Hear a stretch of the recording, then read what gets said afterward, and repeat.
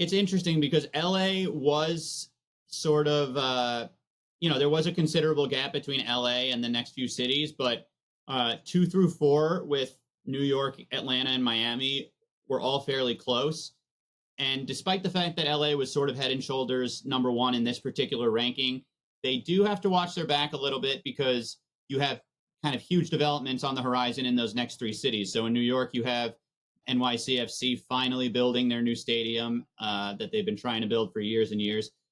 The real area where New York, New Jersey has sort of underperformed is with their local clubs. The Red Bulls and NYCFC aren't really in the top grossing or top drawing teams in MLS.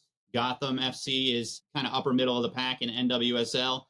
Having this stadium in New York City proper come online, I think is going to be a complete game changer. I think you see NYCFC become one of the dominant clubs in MLS, and I think that could really elevate New York's case for being number one in these rankings. Similarly, in Atlanta, which was number 3, you have the U.S. Soccer's National Training Center coming to town. It's pretty shocking, the first time ever that the national governing body has had a permanent training center in the U.S.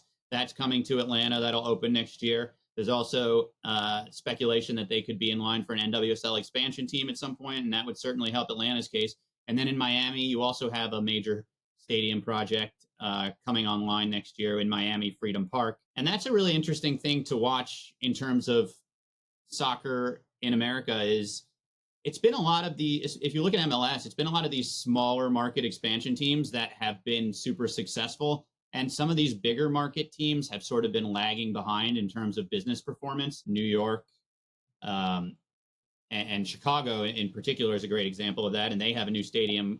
They were number 8 on this list, which considering they're not a World Cup host city, they're the highest ranking city that didn't get a World Cup match next year. But they'll have a new soccer specific stadium coming online for the Fire. So you have these big markets that have kind of been sleeping giants from an MLS domestic perspective. There's signs of life in those markets, and that is big for the sport in this country.